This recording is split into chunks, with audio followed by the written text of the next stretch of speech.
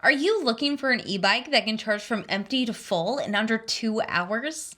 This is the Engwe EP-2 3.0.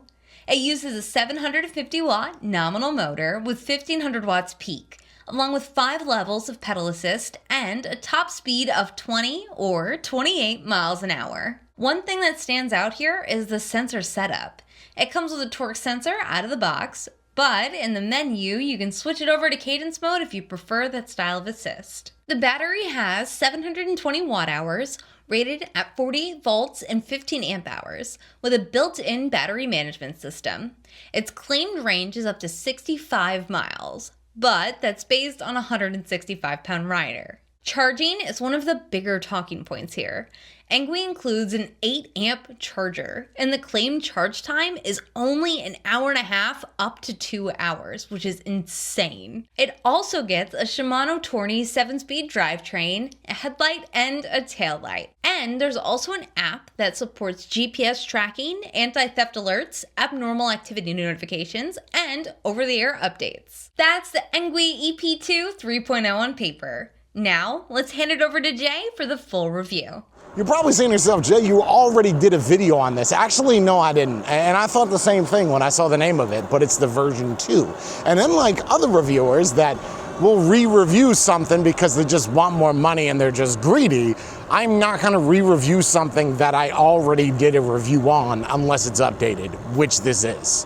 Now, let's talk about Engwe for a minute before we talk about the comfort of this bike. I know we're gonna jump into the review of it, but I definitely wanna highlight some of the important parts about this brand.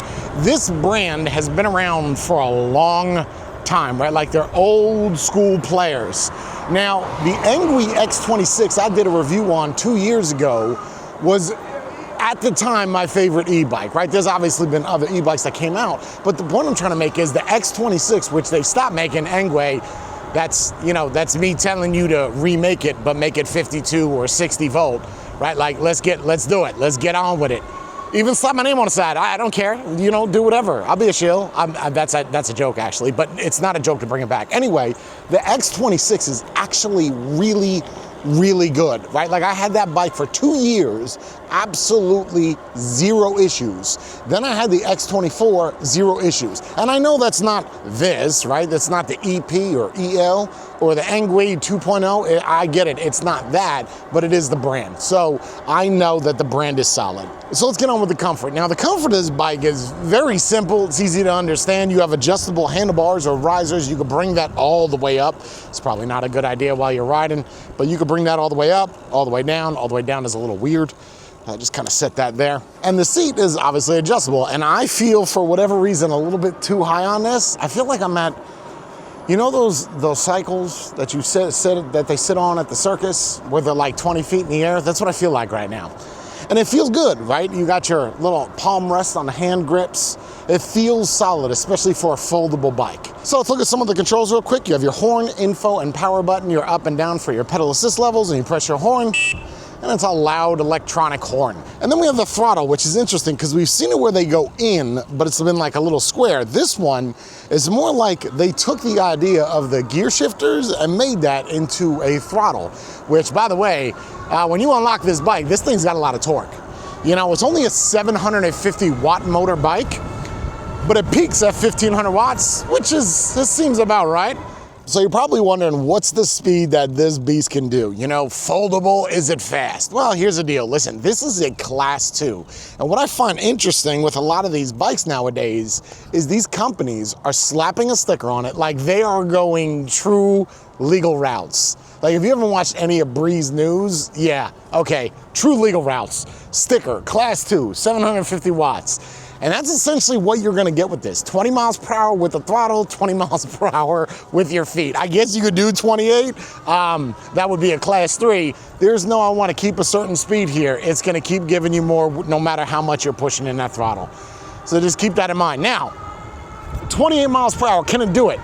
Well, first off, when you get it, it's 20 miles per hour locked. In order to unlock it, you have to hold these two down together, and then it's gonna pull up a menu. Hold the up button for 5 seconds, and then you hold the down button, and then it'll show 20 miles per hour, 5 seconds. And then once it shows 20, you press down the info button, hold that for 5 seconds, it goes to 28 miles per hour.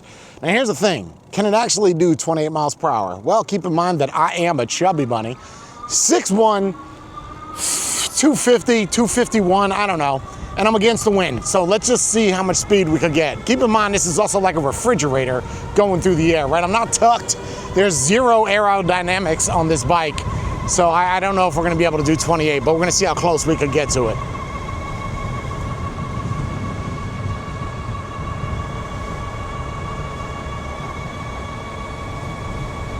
It's got really nice tires on it too. All right, listen, here's the deal. What if I go against the wind? Let me see, maybe against the wind. Maybe if I do this. Yeah, we're not really getting there, right? You're kind of seeing the top speed of what you're gonna get, and this is the thing, with this battery, I don't recommend you doing what I'm doing anyway. Holding down the throttle, pushing around 250 pounds, you're gonna tax that battery and you're gonna get no range on this. So just keep that in mind, right? The good thing is it does charge very, very fast. That being said, I'd keep it in a class 2 at 20 miles per hour, you're gonna get this bike. So now let's talk about the braking real quick. 180 millimeter discs, it's quite large. Tektro, dual piston, front and back. Let's go to the max speed, here we go, 26 miles per hour. We might actually get 28, hold on. I hope this guy doesn't pull out, because that'll be a wrap, Jack. Nope. It's gonna take a long time to get to that, there's the wind. All right, here we go. 180 millimeter discs in the front and the rear, so they are a little large. Dual piston, Tektro, let's see if they lock up on us. Very good. Now, let me tell you something. I think, you heard that little tire squeak? Let me tell you something about brakes, something real quick. I have learned through time and time again that you have handlebars like this, I just appreciate them so much. You know why? Because if I was on any other bike that did not have straight bars or curved bars like this and they were the bicycle style, my handlebars would have went forward. Ain't nobody testing that. They don't. They're just like, yeah, these brakes are nice, they work. Okay, well, I'm gonna test it at full speed and see what it can do. So good braking power, and that's not even bedded, that's just straight out of the box, solid. It is very important for me to mention that with these speeds, with riding this bike, it is not a cadence sensor. That's not saying that you have to get on this bike and you have to work really hard for it to move. You can either set it up to be a speed sensor, which is basically the faster you pedal, the faster that you go, or a torque where you put a little bit of effort in. Just keep in mind, anything past 15 miles per hour, it's just ghost pedaling at that point, so you're better off the speed sensor. That is all configurable inside of the menu. So now if you're thinking about going off-road with a bunch of your buddies, first off, you're not gonna be getting this bike, and I don't recommend you to take this off-road. Neither do the tires, because they are in fact street tires, and neither does the suspension. The suspension on the front is interesting. You can lock it out, or you can adjust the preload. So it's like for tiny little things that you hit in the road, like, you know, when they have that little baby manhole and you go over that and you got that little bit of a jump, that's what that's designed for, that's it. It's not designed for big bumps, anything of that nature. And the rear, well, that's just gonna be stiff. You can either get a seat that's got suspension in it, or you could, you know, have a bigger butt and it just absorb a lot of the shock, but you don't really have a whole lot of softness back there. That's not saying the seat's not comfortable, it's just really not designed to be off-road. The bike is very solid for what it is, right? Like, it's Engwe, and it's hard for me to say anything negative about this because it just works. It's an affordable bike, it's $11.99.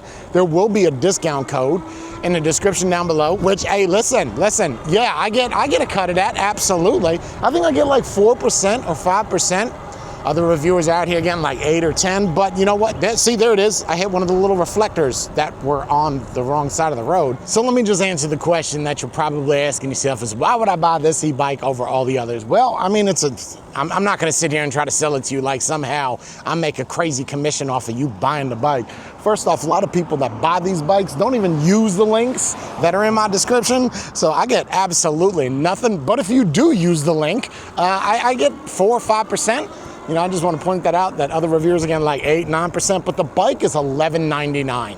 And with that discount code, you either get 50, 100 off, whatever it is, and I get a cut of that. I get that. Whatever that discount you get off is what I get in my pocket. So that's a nice little kickback. And it doesn't help this channel.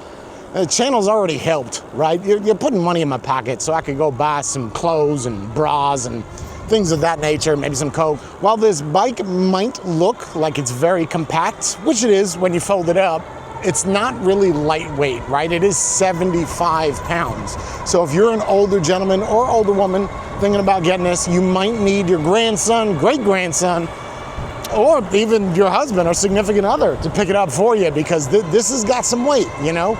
It does allow some chunky muffins to sit on it at 330 pounds, so there's no problems there.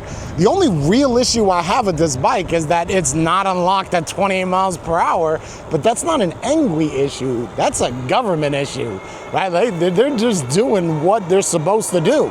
Now, if you're anything like the people on my Facebook, you're probably gonna ask me, what is the range of this bike? Here's the deal, man.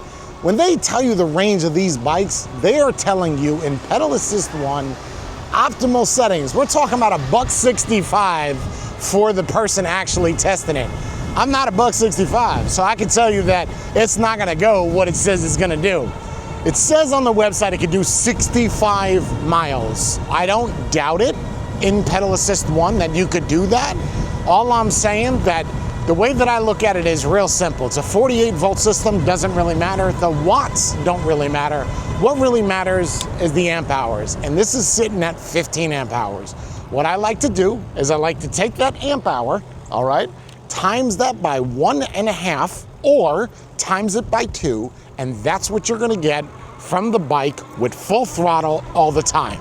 That being said, this is a 15 amp hour battery, so roughly 30 miles if you do nothing but throttle. So do I think you can get 65? Honestly, in a real world situation, absolutely not. I mean, unless you're $165 and you know, you're doing pedal assist 1, but nobody rides these bikes this way.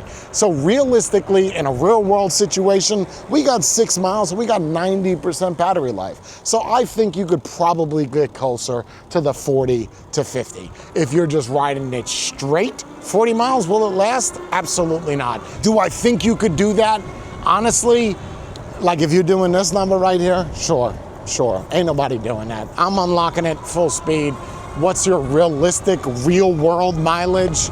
40 miles, that's what I'm gonna say. 40 miles with you pausing, getting off the bike, getting some ice cream, smoking a cigarette, or taking a vape, whatever it is you do, whatever your vice is, drink some whiskey, let it cool down. Don't get back on it after you drink whiskey. That's not good. But all in all, it's a solid bike for what it is, man. I would recommend it for anybody that's looking for a bike that's close enough to $1,000, that's reliable, dependable, the handlebars won't collapse on you. It's just an all-around good, solid bike. Make sure to hit subscribe to let me know that you like my content so I can continue making videos and almost touching the garage door with my head.